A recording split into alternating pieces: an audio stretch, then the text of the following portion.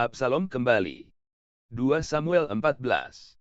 Ketika Yoab, anak Zeruya, mengetahui bahwa hati raja merindukan Absalom, maka ia menyuruh orang ke Tekoa menjemput dari sana seorang perempuan yang bijaksana, lalu ia berkata kepada perempuan itu, "Berlakulah pura-pura berkabung, dan pakailah pakaian berkabung, janganlah berurap dengan minyak, dan berlakulah seperti seorang perempuan yang telah lama berkabung karena seorang mati."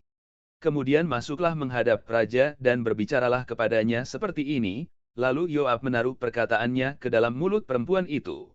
Ketika perempuan Tekoa itu masuk menghadap raja, sujudlah ia dengan mukanya ke tanah dan menyembah, sambil berkata, "Tolonglah, ya tuanku raja." Raja bertanya kepadanya, "Ada apa?"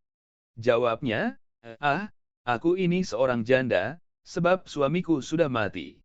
Hambamu ini mempunyai 2 orang anak laki-laki, mereka berkelahi di padang dan karena tidak ada yang memisahkan, maka yang satu memukul yang lain dan membunuh dia.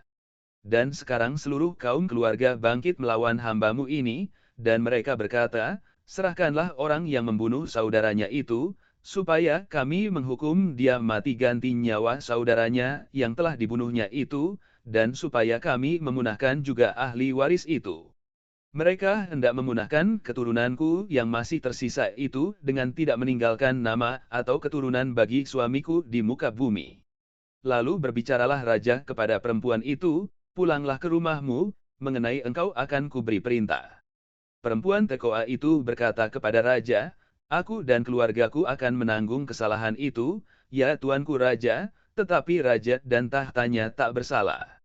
Lalu berkatalah raja, "Jika ada orang yang mengatakan apa-apa lagi terhadap engkau, bawalah orang itu menghadap aku, maka ia tidak akan mengusik engkau lagi."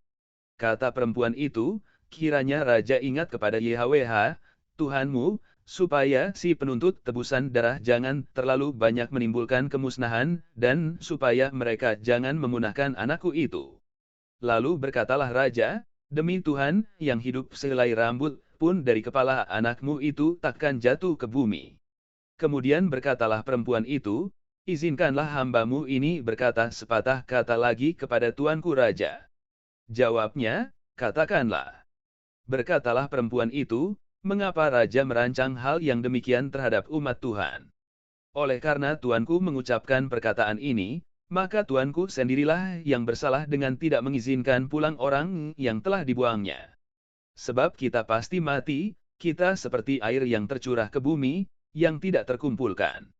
Tetapi Tuhan tidak mengambil nyawa orang, melainkan ia merancang supaya seorang yang terbuang jangan tinggal terbuang daripadanya. Maka sekarang, aku datang mengatakan perkataan ini kepada tuanku raja karena orang banyak itu telah menakut-nakuti aku. Sebab itu pikir hambamu ini, baiklah aku berbicara dahulu dengan raja, mungkin raja mengabulkan permohonan hambanya ini. Sebab raja akan mendengarkan aku dan akan melepaskan hambanya ini dari tangan orang yang hendak memunahkan aku dan anakku bersama-sama dari milik pusaka Tuhan. Juga hambamu ini berpikir, perkataan tuanku raja tentulah akan menenangkan hati, sebab seperti malaikat Tuhan, demikianlah tuanku raja, yang dapat membeda-bedakan apa yang baik dan jahat. Dan YHWH, Tuhanmu, kiranya menyertai tuanku."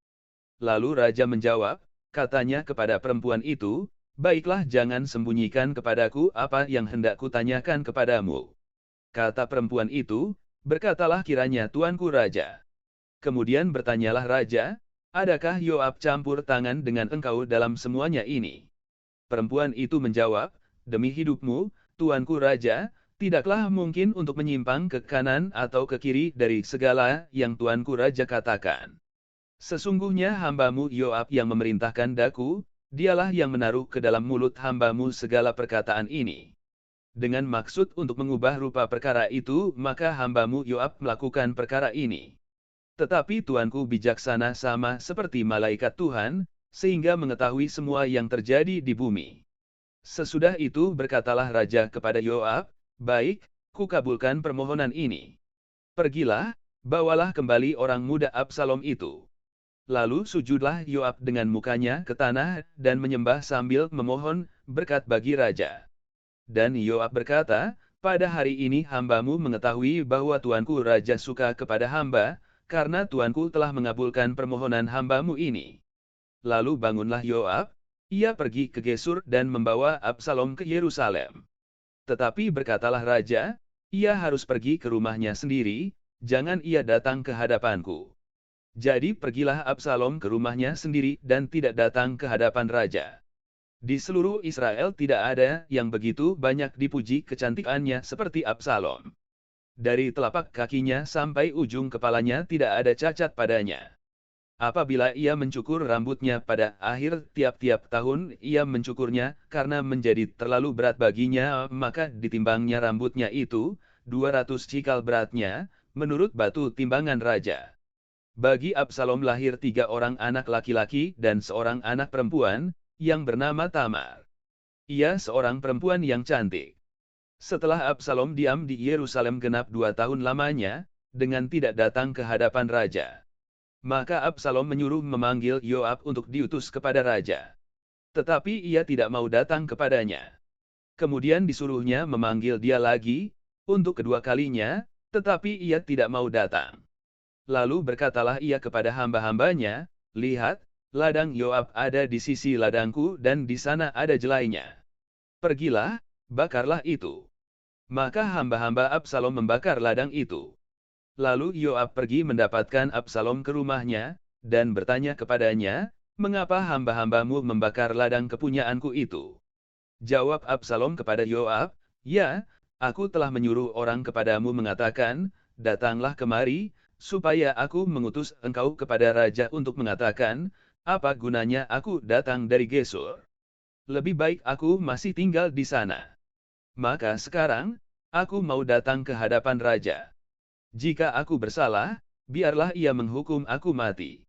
Kemudian masuklah Yoab menghadap raja dan memberitahukan hal itu kepadanya.